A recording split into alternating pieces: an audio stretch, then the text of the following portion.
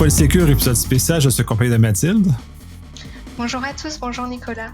Ça va bien? Ça va bien et toi? Très bien aussi. Notre premier enregistrement 2023.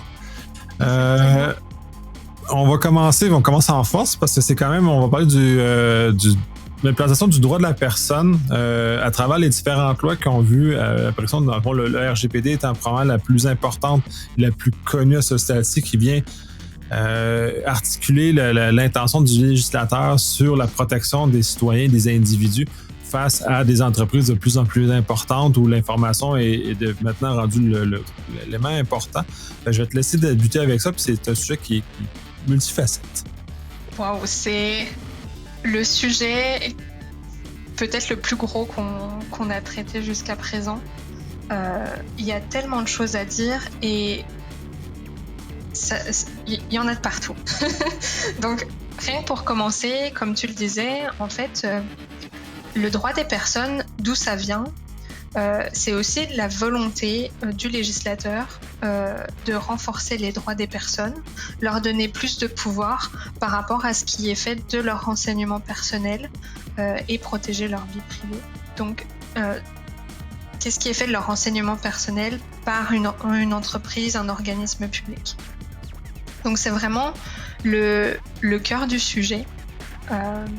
Et donc ces lois, ça a commencé, ce renforcement des droits a commencé avec le RGPD, qui a été une des premières lois qui a changé la perspective, justement, avec l'introduction de nouveaux droits. On connaît le droit d'accès en général, le droit à la rectification des données. Mais c'est une loi qui est venue, par exemple, ajouter des droits comme le droit à la portabilité, le droit à la limitation, le droit d'opposition. Je ne sais pas si on va aller dans le détail de tous ces droits, mais chacun a ses spécificités, a des objectifs différents pour protéger les personnes. Mais ça passe aussi par une bonne information, parce que tous les individus ont droit à l'information de ce qui est fait sur leur renseignement personnel. Donc, ça fait aussi partie des droits des personnes et de ce qui a été renforcé. Puis avec la loi 25, par exemple, on est aussi dans ce même état d'esprit. On avait déjà des droits qui existaient au niveau du secteur public, au niveau du secteur privé, avec le droit d'accès, droit à la rectification. Puis avec la loi 25, on a des nouveautés qui arrivent, qui sont notamment le droit à la désindexation, qui est un droit à l'effacement, un droit à l'oubli. Et puis, on a le droit à la portabilité aussi, qui est semblable à celui qu'on retrouve en Europe. Donc, c'est deux droits aussi qui sont venus s'ajouter dans le landscape du Québec, je dirais. Et puis, là encore, il y a eu le renforcement de la transparence pour les personnes. Même le consentement est une forme de droit en soi, parce qu'on a le droit de consentir au traitement de ses renseignements personnels, mais aussi de retirer son consentement pour que le traitement s'arrête. Donc, c'est aussi une forme de droit, je dirais, droit des personnes. Donc, ça a plusieurs facettes, tout ça, mais c'est un gros sujet. Oui, effectivement, un très gros sujet, puis c'est des renforcements, là, tu le mentionnais bien. Il y a eu des lois, ce que tu mentionnais, à partir des années 70 en Europe, il y a eu plusieurs lois qui sont apparues, puis on a suivi en Amérique aussi. Il y a eu plusieurs lois qui étaient là, puis le RGPD ou la loi 25 ne sont que des améliorations significatives pour faire état du changement du marché aussi, parce que les technologies ont énormément avancé depuis les années 70, donc on n'est plus dans le même concept ou la même fluidité de l'information. Puis c'est probablement ça où le législateur a vraiment voulu s'assurer que les individus soient correctement protégés face à ces grandes corporations-là qui manipulent une masse assez élevée d'informations personnelles. C'est ça. Ben, on a quand même un fort aspect historique par rapport à ce qui peut être fait avec les données d'une personne. Tu mentionnes l'Europe, c'est vrai qu'on en a parlé juste avant de commencer l'enregistrement, mais ça, c'est quelque chose qui est très fort avec l'Europe. On a tout cet univers qui est lié à la Seconde Guerre mondiale. Puis dans les années 70, notamment en France, on a eu un programme, une proposition de programme qui était le projet Safari. Et en fait, c'était un système qui permettait de réunir plusieurs informations d'individus pour créer une sorte de profil des individus en réunissant des informations sur l'aspect des infractions, l'aspect des taxes, l'aspect de la santé, si je me trompe pas, et qui sont des informations sensibles du fait de leur caractère. Puis en fait, nous, on avait cette histoire de la Seconde Guerre mondiale avec le monde nazi, je dirais, où il y avait déjà cette catégorisation des personnes en fonction de leur profil, leur religion, etc.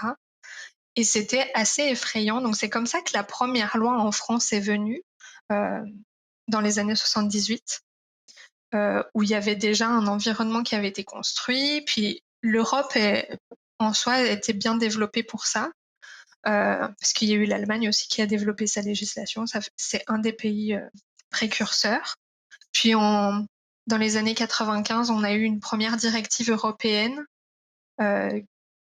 qui s'appliquait à l'Europe. Et après, on a eu le RGPD qui est venu renforcer et mettre à jour parce que l'environnement dans lequel on vit change avec les nouvelles technologies, avec des nouveaux enjeux en fait qui n'existaient pas à l'époque. Et c'est exactement finalement ce qu'on retrouve avec une culture différente, évidemment, mais c'est ce qu'on retrouve en fait même au Canada et au Québec, où des législations qui datent des années 2000 finalement ont besoin d'être révisées. C'est pour ça qu'on a aussi tout ce mouvement. Puis l'Europe a été le précurseur et on veut aussi s'aligner avec ça pour faciliter les échanges, mais aussi pour répondre aux besoins du monde actuel. Oui, ben oui, justement, dans le monde actuel, parce que maintenant, on est dans un univers où l'information circule ultra facilement et rapidement. Fait que c'est très bien pour justement de changer ces choses. Tu mentionnais justement, il y a beaucoup de droits qui ont été ajoutés à des droits qui étaient déjà existants. Pour ce que j'entends dans mon entourage, c'est certaines personnes qui ne savaient pas qu'il y avait des lois qui existaient ou des protections qui existaient avant la loi 25 au Québec ou même chose pour le RGPD en Europe. Il y avait des protections, c'est juste des rehaussements de protection qui ont été faits. Puis c'est ça qui est très, très complexe. Puis au Québec, c'est encore d'autant plus complexe que la loi 25, les gens pensent que c'est une loi en soi. Et non, la loi 25, c'est une loi qui modifie d'autres lois. D'autres lois. Et ça, cette nuance-là, je pense qu'elle n'est pas bien maîtrisée par les gens. Et c'est des ajouts dans au moins, je pense, c'est 2 lois au Québec que ça vient modifier. C'en a un peu plus, mais en fait, c'est principalement la loi d'accès à l'information et de la protection des renseignements personnels dans le secteur public, et puis l'autre loi du secteur privé. Parce que au Québec et même au Canada, il y a vraiment la distinction entre le secteur public et le secteur privé. Puis après, on a certaines lois sectorielles comme les législations sur la santé qui ont leurs propres spécificités. D'ailleurs, il y a un projet de loi aussi qui est en discussion en ce moment pour cet aspect-là avec des enjeux de renseignement personnel. Et en fait, la loi 25, elle va aussi modifier certains articles de certaines législations, mais principalement, c'est vrai que c'est les 2 lois principales. Ouais, c'est là où les gens, c'est ça, ne maîtrisent un peu moins bien, mais parce que c'est en tout cas, le vocable de loi 25 donne cette illusion que c'est une loi universelle et pour l'ensemble. Et non, il y a plein de petits knick-knacks en arrière de ça qui entourent ça. Ça l'amène, justement, ces droits-là amènent des conséquences dans les entreprises et au gouvernement, parce que la loi sur l'accès touche le gouvernement, la loi sur le privé touche les entreprises privées. Qui devront être tenus en compte. On a déjà parlé largement du fait de l'évaluation des facteurs de la vie privée, tous ces éléments-là. Mais ces droits-là ont des conséquences parce que les gens peuvent les exercer, ces droits-là. Et l'exercice de ces droits-là amène des conséquences autant pour les entités publiques que privées. Oui, en fait, c'est un des plus gros enjeux. C'est, OK, la loi, elle apporte des nouveaux droits. Donc les personnes vont pouvoir exercer ces droits. Mais qu'est-ce que l'organisation doit faire, que ce soit l'organisme public ou l'entreprise, qu'est-ce qu'elle doit faire pour pouvoir gérer ce droit? Parce qu'il y a des conditions à l'application de ces droits, il y a des délais à respecter, et il faut s'assurer d'apporter la bonne réponse acceptable à la personne, parce qu'en conséquence, derrière, si on répond pas bien à une demande, ou qu'on refuse d'y répondre ou qu'on n'y répond juste pas du tout parce qu'on ne l'a pas identifié qu'il y avait une telle demande, bah derrière, on peut avoir des plaintes qui sont effectuées par le demandeur auprès de l'autorité de contrôle, par exemple. Et donc, c'est un risque après d'être identifié par la commission d'accès à l'information, puis de faire l'objet d'un contrôle. Puis maintenant, la commission d'accès à l'information a des pouvoirs de sanction qui sont renforcés. Et c'est tout l'objectif aussi d'avoir des pouvoirs pour les autorités de contrôle qui sont renforcés avec des sanctions plus élevées. C'est pour obliger ces organismes à pouvoir gérer de telles demandes et respecter les droits. Donc, Oui. cet aspect-là est très compliqué. Oui, ben ça l'amène des nuances très importantes, ces nouveaux droits-là. Pour les gens qui ont l'impression que la Commission d'accès au Québec ne viendra pas sévir, je pense qu'ils font fausse route, puisqu'il y a déjà une première décision avec interprétation sur les nouvelles dispositions qui ne sont pas encore en vigueur. C'est ça qui est très fascinant de cette décision-là, sur laquelle ils viennent taper sur les doigts dans ceci d'une commission scolaire, mais ils sont très sérieux dans la démarche, puis je pense que prennent leur mission puis ces changements-là très à cœur. Donc, ces différents droits-là devront avoir justement des conséquences. Donc, il peut y avoir des plaintes, des éléments comme ça qui sont à fait. Puis justement, la première étape, c'est comment on fait pour gérer ces droits-là, comment on reçoit et comment on traite les demandes qui sont associées à ces droits-là. En fait, ça va. La clé pour l'organisme, c'est de se préparer, d'être capable de se préparer à une telle situation. Donc, on va mettre en place des processus, des procédures pour pouvoir gérer une demande de droit, quel que soit le droit. La procédure, je dirais qu'elle se fait en 5 étapes. 5 étapes clés qu'il faut avoir en tête. Ça va être la réception de la demande. Comment on va réceptionner la demande. Ensuite, identifier si la demande est valide, parce qu'il y a des conditions à la demande. On va aussi identifier dans la procédure comment on va traiter la demande. En fonction de certains droits, il y a des spécificités. On ne va pas répondre à une demande de droit d'accès comme on va répondre à une demande d'effacement. Ensuite, on va avoir la réponse qui va être apportée à l'individu. Une fois qu'on a traité la demande, on va devoir répondre à l'individu de ce qui a été fait. Et puis, ensuite, on va documenter et archiver le traitement de la demande à l'interne pour pouvoir prouver qu'on a bien répondu à une demande d'accès, d'effacement, de rectification. Et que ça a été fait de manière justifiée, dans les délais requis, etc. Donc, c'est vraiment les 5 éléments clés à avoir dans sa procédure pour pouvoir gérer ensuite la demande dans des délais corrects, parce que même le risque, c'est de dépasser ce délai. Donc, il faut pouvoir le justifier aussi. Et puis c'est ça. Après Oui, aussi, avoir une procédure, c'est aussi avoir un guide à l'interne pour que les employés qui seraient face à une telle situation sachent quoi faire.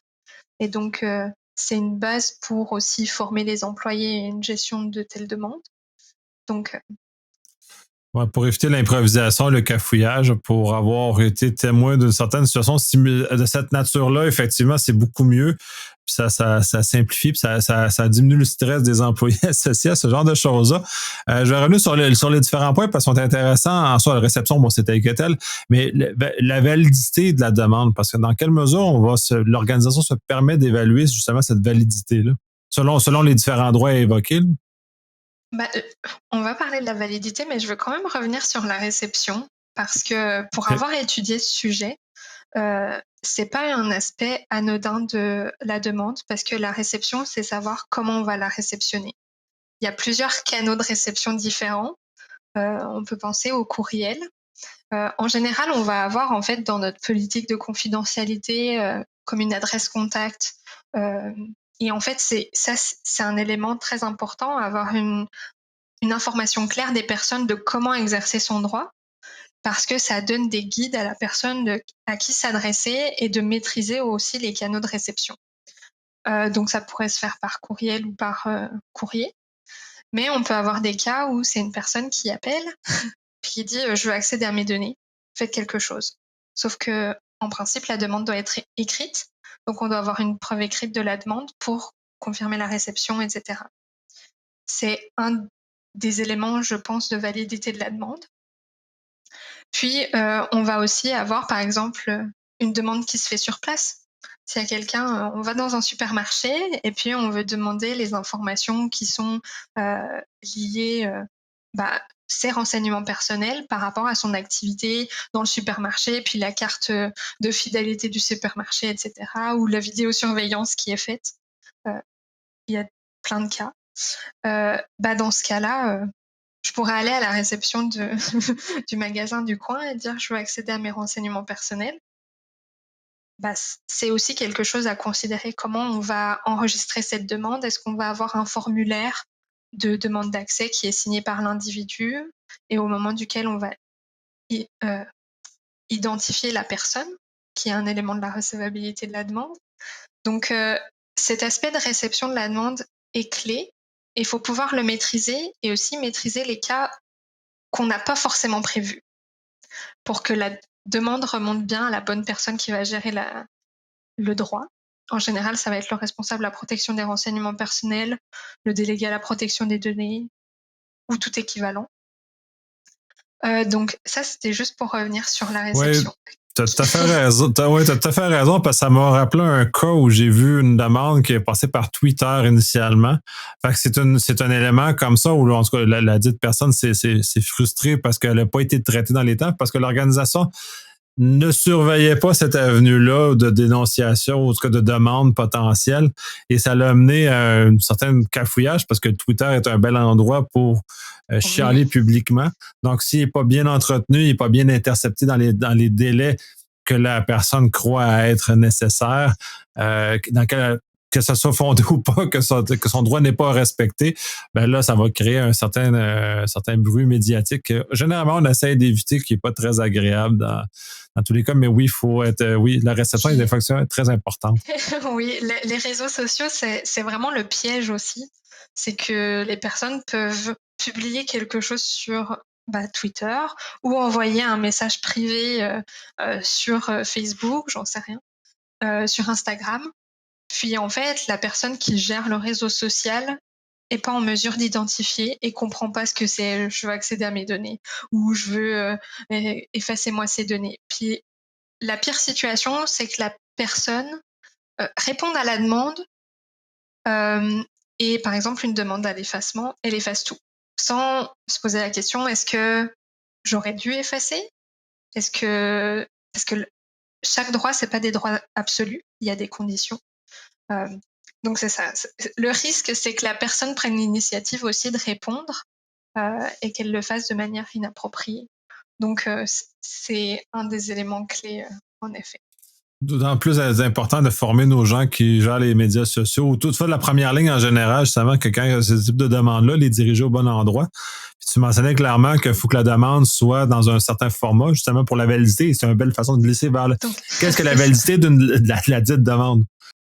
C'est ça. En fait, une des premières grosses phases de l'organisation, ça va être d'identifier si la demande est recevable. Donc on va déjà identifier la personne qui a fait la demande et on va demander de justifier de son identité. Puisqu'on parle de renseignements personnels, je dirais que c'est important, la pièce d'identité, comme le passeport, c'est pas forcément une pièce qu'on va demander automatiquement parce que ça comporte des données assez sensibles. Ça devrait pas être automatique de demander ce type de justificatif, pièce d'identité. Mais par exemple, on peut demander des informations combinées, comme par exemple, c'est une demande d'un employé, on va demander son nom, prénom, son adresse et puis son numéro d'employé, numéro de matricule. Si c'est une demande d'un client, on va demander son numéro de client, un numéro de facture, par exemple, et puis sa date de naissance parce qu'on demande sa date de naissance pour je ne sais quelle raison. Et c'est une donnée qu'on a dans le système client. Donc, c'est bien de pouvoir identifier la personne d'une manière autre que systématiquement la pièce d'identité, parce qu'après, il faut pouvoir la gérer. On pourra y revenir dessus. Mais c'est ça. Donc, il faut pouvoir identifier l'identité du demandeur. Mais il faut aussi faire attention parce que le demandeur, ça pourrait ne pas être la personne concernée directement. Ça pourrait être un représentant, parce que ça peut être aussi quelqu'un qui a l'autorité parentale pour un mineur. Ça peut être quelqu'un qui gère la succession d'un individu. Donc il y a des cas particuliers où c'est pas la personne concernée qui va directement faire la demande. Donc ça, il faut pouvoir l'identifier, qu'on a un justificatif que cette personne a bien le droit de faire la demande au nom et pour le compte de la personne concernée à terme. Donc ça, c'est aussi un élément qui est lié à la validité de la demande. Et puis après, on a tous les aspects de la recevabilité d'un droit, parce que il y a des conditions à l'application de certains droits. Par exemple, au droit à l'effacement, c'est pas un droit absolu comme je disais. Donc des fois on peut pas répondre à telle demande parce que ça va à l'encontre des aspects de protection de la justice. Ça peut être aussi parce que il y a la liberté d'expression, donc on peut pas effacer. Ou après, il y a des obligations légales de conserver pour telle durée des informations de finances, par exemple. Donc il y a des éléments de recevabilité. Aussi, il y a l'aspect en Europe, je parle, parce que au Canada, Québec, le consentement est un des éléments phares pour justifier le traitement des renseignements personnels. En Europe, on a 6 justifications possibles pour traiter des renseignements personnels. Et certains des droits en Europe vont s'appliquer seulement si le traitement se fait sur la base du consentement, par exemple. Donc ça, c'est des conditions de recevabilité qu'il faut gérer. Puis, une fois qu'on a identifié la recevabilité, il y a plusieurs situations qui peuvent se présenter. Le premier cas, le plus facile, c'est que la demande, elle est valide et on peut traiter. Donc là, en général, on pourrait envoyer un accusé de réception à la personne pour dire « On a bien reçu, votre demande est bien valide, on va la traiter dans tel délai ». Donc en général, c'est 30 jours à partir de la réception de la demande. Ensuite, on va avoir le cas de figure où la demande est incomplète parce qu'on a besoin d'une pièce d'identité, d'une justificatif d'identité complémentaire. Donc là, il faut envoyer une demande au demandeur pour avoir des informations complémentaires. Puis on peut avoir 2 autres cas de figure, les demandes qui sont abusives parce que c'est une demande répétitive ou qui est injustifiée ou qui est excessive parce que c'est une personne, ça fait 3 fois qu'elle demande son droit d'accès aux informations dans un délai d'1 an, ce qui est un petit peu abusif. C'est du temps aussi et de l'argent pour l'organisation. On peut avoir aussi des demandes qui se font, je sais pas, tous les 2 mois, tous les 3 mois, une demande d'effacement, une demande de je ne sais quoi, de modification. Donc ça aussi, c'est des conditions qui pourraient amener à refuser le traitement de la demande. Et à ce compte-là, il faut en informer la personne aussi. Et puis, il va y avoir le cas où on peut simplement pas donner suite à la demande parce que l'organisme ne traite pas de renseignements personnels de la personne ou parce que justement, le droit à l'effacement peut pas s'appliquer, le droit à la portabilité peut pas s'appliquer parce que les conditions sont pas remplies, etc. Donc ça aussi, il faut pouvoir y répondre. Donc ça, c'est comme... Ouais, ben c'est comme le droit à l'effacement qui a une portée très restreinte. Mais c'est même, tu parlais de désindexation et non d'effacement. Là.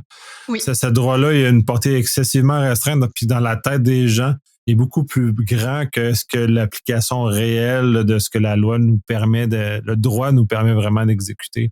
C'est un très bel exemple. Je pense que c'est un des meilleurs exemples de dans quel cas on pourrait ne pas avoir son droit s'appliquer. Parce qu'il y a tellement de conditions particulières. Puis c'est normal, en fait. À un moment donné, si on collecte et on traite les renseignements personnels, C'est aussi pour des raisons parce qu'on a des obligations légales. On a des obligations de faire aussi tourner les affaires de l'entreprise. Donc, au bout d'un moment, tout ne peut pas être effacé. On doit garder des traces. C'est juste qu'après, il va falloir s'assurer qu'on a bien les bonnes mesures en place pour conserver de manière appropriée. Mais c'est ça, on ne peut pas tout effacer.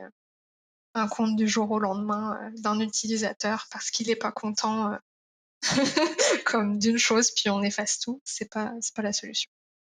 Ouais, ça l'amène justement au traitement de cette demande-là, qui, justement, dans certains cas, des complications qui peuvent quand même être insoupçonnées par les organisations, parce que ça fasse même, ça a l'air comme utilisateur, citoyen, ça a l'air facile. Effacez-moi, je vais disparaître de votre système. La réalité, il n'est pas tout à fait, ou même le droit à la portabilité, donnez-moi mes informations, ou tous ces éléments-là, sont pas aussi simples qu'il n'en paraît. C'est ça, en fait, dans l'aspect traitement de la demande, il y a beaucoup d'éléments et c'est très spécifique à chaque droit aussi. Donc, dans la procédure qu'on va créer, on va avoir les éléments généraux qui s'appliquent à tous les droits, puis après, chaque spécificité qui s'applique à chaque droit, parce que chacun s'applique de manière différente. Et un des éléments très importants à toujours garder en tête, c'est le délai de traitement de la demande. Là, on a déjà fait la réception, l'analyse de la recevabilité. Ça peut prendre 3-4 jours en fonction de si on est efficace. Puis, le délai en général de traitement d'une demande, c'est 30 jours. Sauf certains cas, je dirais, en Alberta, je crois que c'est 45 jours. Et il y a l'exemple du Brésil aussi qui a des délais plus longs. Puis en Europe, en fait, on a aussi la possibilité de demander une prolongation de délai de 2 mois supplémentaires si la demande est plus complexe, mais il faut pouvoir le justifier. Donc en tout cas, il y a cet aspect de durée et de délai pour répondre à la demande qui est déjà très complexe, qui est un facteur très important. Puis, donc un des aspects le plus dur à gérer, c'est comment on va répondre à une demande et comment on va faire appliquer le droit. Tu parlais du droit à l'effacement. Alors, s'il s'applique, c'est qui a des données? Est-ce qu'on a transféré les informations à des tiers? Et à ce compte-là, c'est l'organisme qui a reçu le droit à l'effacement qui gère ces tiers pour les informer eux-mêmes que les données doivent être effacées. Et puis, il y a aussi l'aspect des données qui sont sauvegardées. Est-ce qu'on doit supprimer les données de nos backups pour s'assurer que c'est propre? Ça, c'est des... Ouais, celle des backups est intéressante. J'aime ça que tu la soulèves parce que j'ai eu un cas chez un client il y a quelques temps de ça, où justement, il y avait dans les différents éléments, il devait, suite au traitement, c'est une exigence qui est spécifique, qui n'est pas dans la loi dans ce cas-ci, là, qui était vraiment pour ce client-là, qu'une fois que l'exercice était terminé, il fallait que l'ensemble des données disparaissent également. Et le fournisseur a dit ouais, non, on peut pas faire ça parce que nos backups, c'est compliqué d'aller effacer les données dedans. Fait que c'est des notions comme ça qu'il faut commencer à mieux maîtriser justement parce que je pense que puis j'ai vu nulle part pour le moment où les systèmes doivent être conçus maintenant avec cette perspective-là que ça va arriver parce que si c'est pour coûter très cher à chaque fois, on est beaucoup mieux de commencer à faire un design de système qui est capable de traiter ces demandes-là qui vont devenir probablement beaucoup plus importantes avec les années. Et je pense qu'on peut facilement prédire qu'il va y avoir un autre renforcement de la loi, probablement dans 5 ou 10 ou 15 ans, qui va aller encore plus loin que ce qu'on a présentement. Donc, il faut quand même en tenir compte. Oui, pour les organismes, il y a cet aspect de réalité.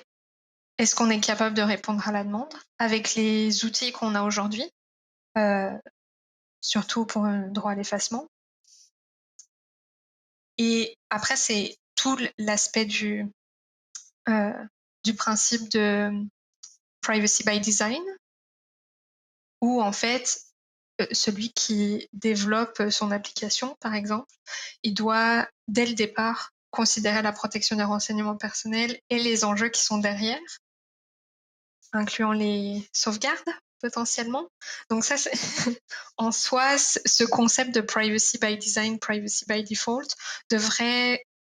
C'est comme le justificatif peut-être qu'on a dans la loi pour dire que le développement d'outils, d'applications, de systèmes, etc., devrait considérer ces aspects-là. Je pense que c'est là où on peut le justifier, mais très compliqué.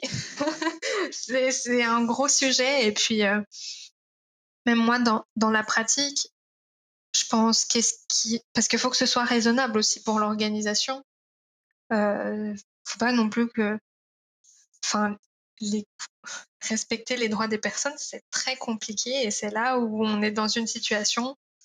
Qu'est-ce qu'on fait? Est-ce qu'on met de l'argent pour s'assurer qu'on n'a plus aucune donnée, etc. Ou est-ce qu'on fait en sorte de les gérer petit à petit et supprimer au fur et à mesure? C'est un gros sujet. Parfois, c'est difficile de conseiller Oui. l'organisation sur ces aspects-là parce qu'on a comme notre vision, faut protéger les individus en premier. Mais c'est ça pour les sujets, les systèmes déjà existants, c'est très complexe. Pour les futurs systèmes, moi, je suis un des défenseurs de effacer donc tout ce que vous n'avez pas de besoin, effacez-le. Gardez jamais Oui, des informations que vous n'avez pas besoin. Ça fait longtemps que je dis de jamais garder d'informations en surplus. Au-delà de choses, la loi le dit très clairement aussi maintenant, ce qui était un peu pas, c'était pas nécessairement le cas avant. Là, c'est très, très clair que ne conserver que pour son utilisation, une fois que l'utilisation est terminée, de l'effacer. Fait que c'est d'amener à cette chose-là. Je suis loin d'être convaincu que c'est largement une application parce que c'est très complexe à mettre en œuvre, mais ça fait longtemps que je le conseille parce que juste d'un point de vue de sécurité pure et dure, plus on a de données, plus on est un attrait pour les attaquants. Donc, moins on a de données, moins on est un attrait. Donc, ça devient incidemment, on se protège par être moins attrayant dans ce cas-ci.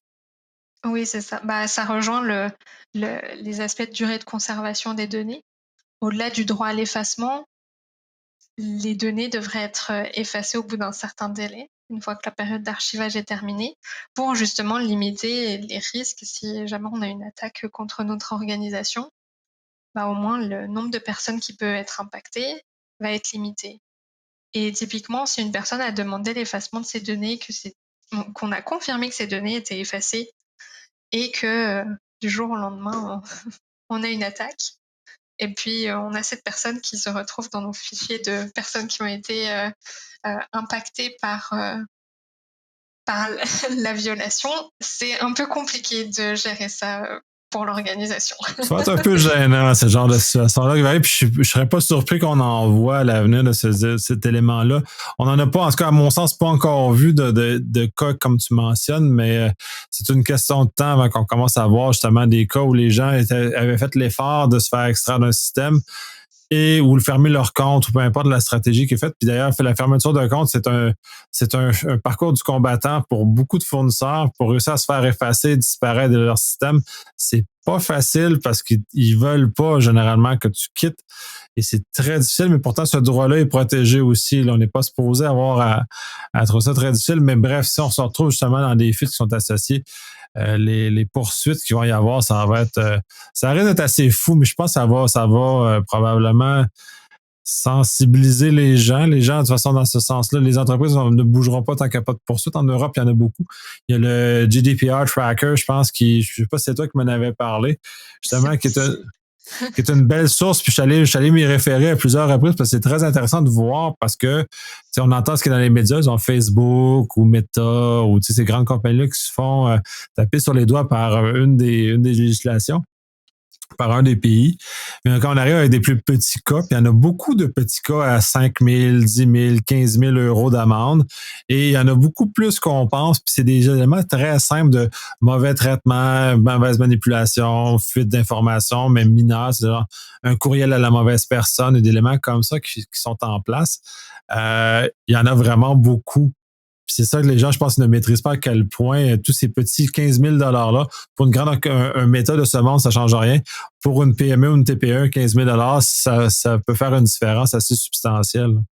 Oui, c'est ça. Puis si c'est un 15 000, 10 000 dollars, c'est aussi parce que ça correspond au fait que le chiffre d'affaires de l'entreprise est petit, et la limite de euh, 10 millions ou 25 millions, bah finalement, ça peut pas être considéré. Donc, on va prendre le chiffre d'affaires comme référence. c'est 4% du chiffre d'affaires ou 5%, je sais plus. C'est conséquent, très conséquent. Donc c'est clair que il faut avoir tout ça en tête. Bref, ben, glissons à la réponse, qui est le quatrième pilier que tu mentionnes, justement. Comment cette réponse-là doit être formulée? Parce qu'on peut pas juste improviser puis faire à peu près n'importe quoi. Il y a quand même un certain nombre, même si c'est pas nécessairement prescrit dans la loi de façon très claire, il y a quand même des balises qui s'y trouvent, là. Oui, bah, en fait, une fois qu'on aura fait le traitement de la demande, on aura identifié, notamment pour un droit d'accès, qui est aussi un droit très très compliqué à gérer, parce que là, il faut aller chercher auprès de chaque service dans l'organisation les données qui ont été collectées, pour quelles raisons, parce qu'en plus, il faut informer les personnes de ce qui est fait et expliquer les données qui sont collectées. Donc c'est encore un niveau d'information supérieur. C'est pour ça que là, avoir un registre ou un inventaire de ces activités, de ces utilisations de renseignements personnels est un élément clé, parce que grâce à ça, on va savoir tout de suite quel service traite des renseignements d'un employé, d'un client, euh, d'un candidat à un emploi, par exemple. Donc ça facilite aussi le traitement. Je reviens à mon registre, hein, donc ma cartographie, mon inventaire, peu importe le nom, mais c'est encore un élément tellement important pour aider au traitement. Et donc, quand on va récupérer ces informations, on va devoir faire une réponse à la personne avec la copie des informations quand c'est un droit d'accès. Quand c'est un droit de portabilité, c'est en plus des caractéristiques spécifiques, parce que c'est sous un format électronique compréhensible et lisible. Donc il y a comme des critères un peu un peu étranges à pouvoir faire respecter. Donc il va falloir faire une réponse à la demande. La première chose, c'est d'avoir un courrier du responsable de la protection des renseignements personnels ou des PO, celui qui en tout cas est responsable de gérer la demande, qu'il fasse un courrier au demandeur attestant que la demande a bien été traitée, et faire état de ce qui a été fait pour traiter la demande. Ça, je pense que c'est important que la personne sache ce qui a été fait, parce que pour un droit d'accès, c'est facile, on va aussi, enfin facile entre guillemets, c'est facile de voir ce qui a été fait parce qu'on va avoir la copie des renseignements personnels. Pour un droit à l'effacement, bah, si on ne fait pas une réponse en expliquant ce qui a été fait, qu'on a contacté les sous-traitants pour faire effacer les données, pour un droit à la rectification, va confirmer que les données ont été modifiées dans le fichier client ou des ressources humaines ou peu importe, bah, c'est pareil, il faut pouvoir le justifier, leur dire que ça a été fait. Donc je pense que ça, c'est un élément important. Puis après, c'est ça, quand on a un droit d'accès, un droit à la portabilité, il faut aussi transmettre les informations dans un format sécurisé, parce que c'est tout un contenu de renseignement personnel qui va être transféré à un individu, que ce soit par courriel, j'espère pas, mais en tout cas, on peut avoir des données qui sont transférées par courriel, par courrier. Donc, il faut trouver un bon moyen aussi de sécuriser ça. Un format simple aussi. Donc, puis parfois, il y a tellement de données qu'il faut savoir comment faire. Mais c'est ça, faut le considérer. Et puis, je pense à l'Europe, quand on va demander, quand un demandeur va faire une demande, le principe, c'est qu'on doit répondre sous le même format qu'il a et sous le même canal que on a eu la réception. Donc, s'il a fait une demande par courriel, on est supposé répondre par courriel. S'il a fait une demande par courrier, on est supposé répondre par courrier. Donc ça, c'est des spécificités européennes. Je ne sais pas à quel point on peut l'appliquer au Québec, parce qu'il me semble pas qu'il y ait des exigences particulières à ce sujet-là, mais ça peut être de toute façon une pratique assez logique aussi, parce que quand on va faire une demande par courriel ou à travers un formulaire de contact du site internet, en général, l'information qu'on va recevoir, c'est de l'adresse courriel, et on n'aura pas son information d'adresse postale. Donc, c'est aussi assez logique. de pouvoir faire une réponse par le même canal. Et puis, c'est ça, quand on va transférer des renseignements pour un droit d'accès, un droit à la portabilité, peut-être qu'il y a un canal sécurisé qui pourrait être privilégié, qui pourrait être mis en place. Je pense notamment aux grandes compagnies comme Facebook, Spotify, ce genre de compagnies.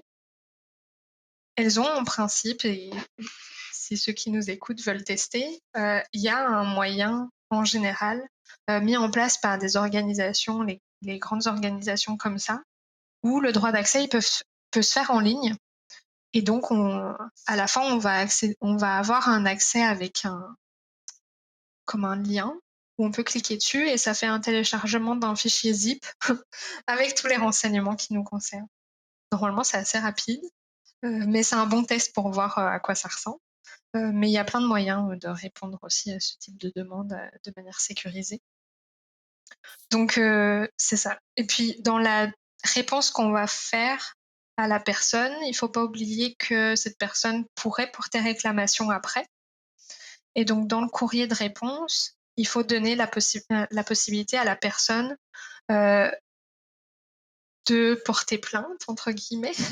C'est un peu effrayant de dire ça, parce que bon, on n'a pas trop envie qu'elle porte plainte, mais il faut donner quand même la possibilité à la personne de pouvoir faire réclamation et pouvoir, si la réponse ne leur plaît pas selon eux, bah, de pouvoir exercer leur droit justement de porter plainte. Puis le Donc, porter plainte, selon les législations, ça se fait auprès de l'entreprise ou auprès de l'autorité réglementaire? pour moi, je pense à l'autorité réglementaire parce qu'au moment où on fait la réponse, c'est la position de l'entreprise. Donc après que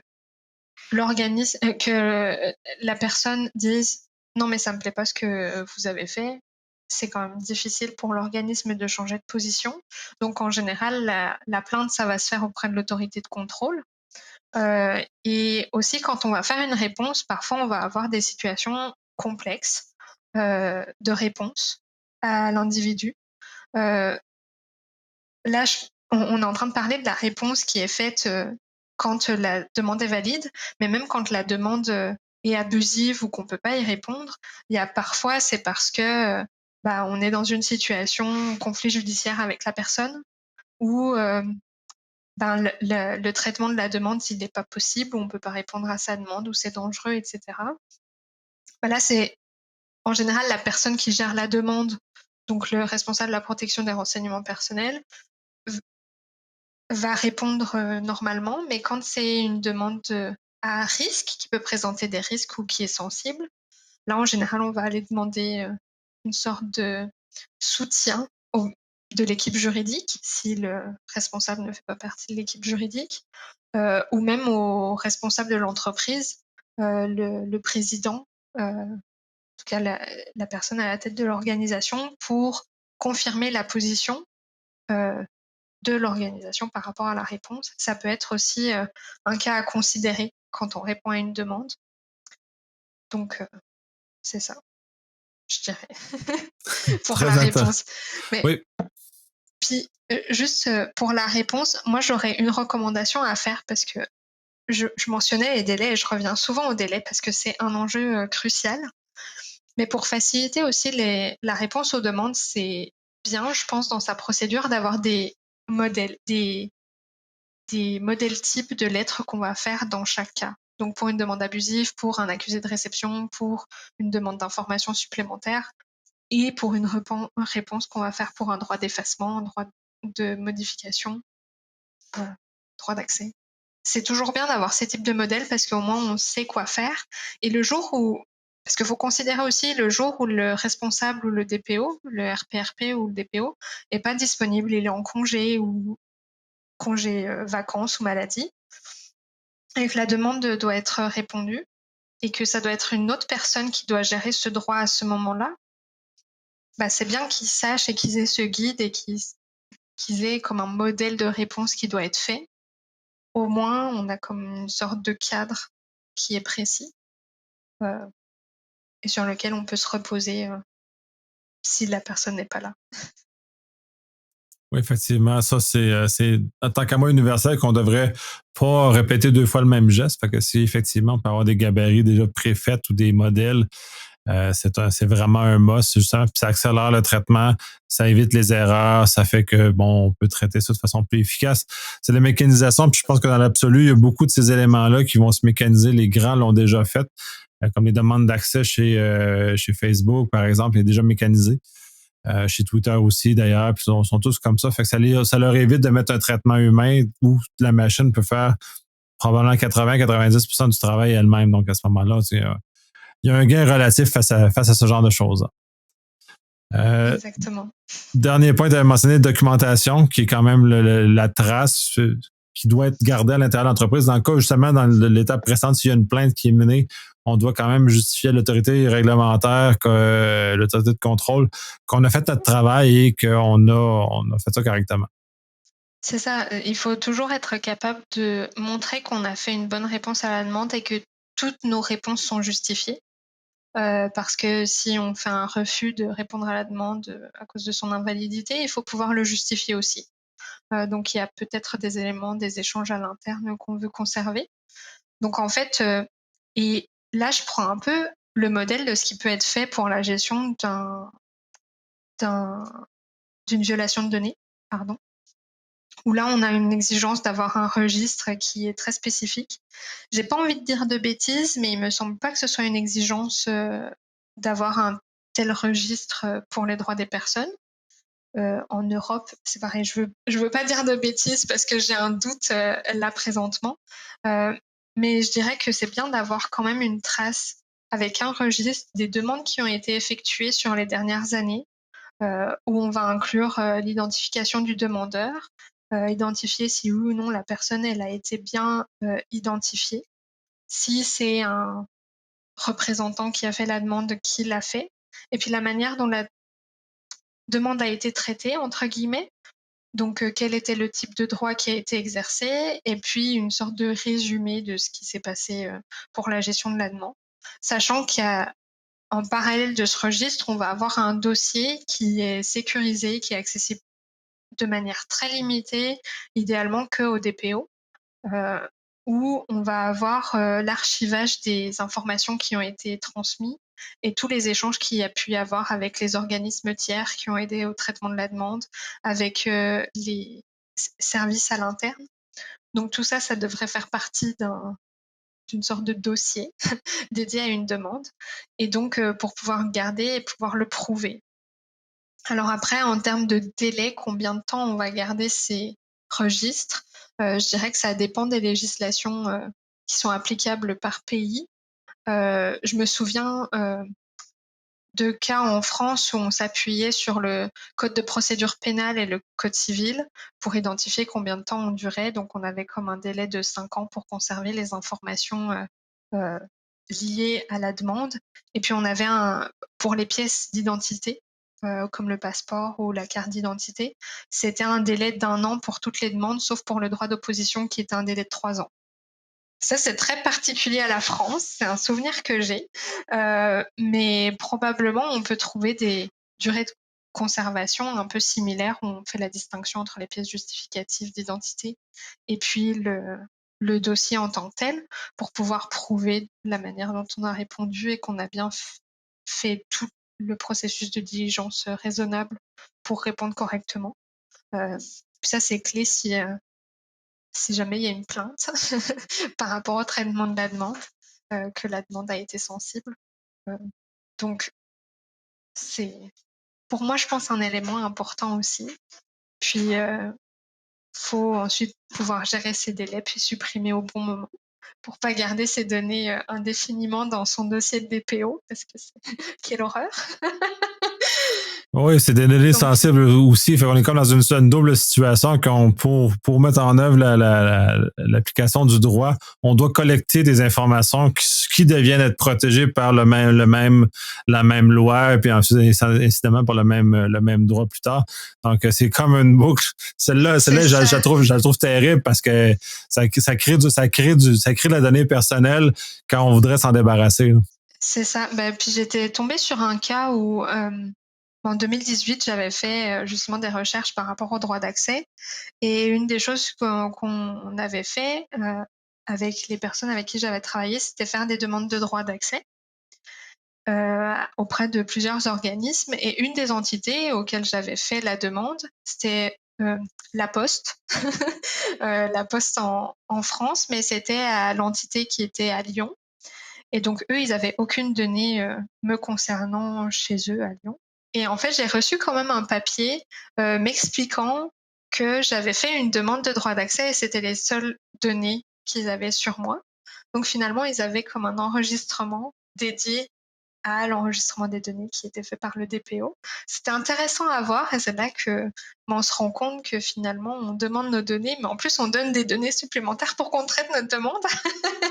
Et puis, ils vont les avoir à traiter pour le droit d'accès particulièrement. C'est créer tout un dossier puis aller fouiller dans les données. Donc, c'est assez spécial, mais c'est un challenge assez sympa pour voir comment c'est géré si on est en retard, si les délais sont respectés. En tout cas, ça peut être le fun si on a le temps. Après, c'est quand on est dans le domaine de la protection des données, ça peut être le fun, mais pas pour tout le monde. Ça dépend l'humour qu'on a. Mais... ouais, ben ça dépend du domaine dans lequel on est et de la passion qu'on a pour ce même domaine-là, justement, d'amener ces petits défis-là qui amènent justement cette complexité-là inhérente à ce qu'il y en est, là. Fait que, bref, ça fait le tour de pas mal ce qu'on voulait parler. Est-ce qu'il y a d'autres points qu'on n'a pas abordés que tu aimerais discuter? Honnêtement, je pense que même pour ceux qui nous écoutent, il y a déjà beaucoup qui a été dit. Donc, à moins qu'ils aient des questions qu'ils veulent qu'on développe, je dirais qu'on peut s'arrêter là juste pour le respect des personnes qui nous écoutent. C'est parfait. C'est massif. Oui, très beaucoup. Je te remercie énormément. C'était très instructif, très intéressant encore une fois. Je te remercie à toi. C'est un plaisir.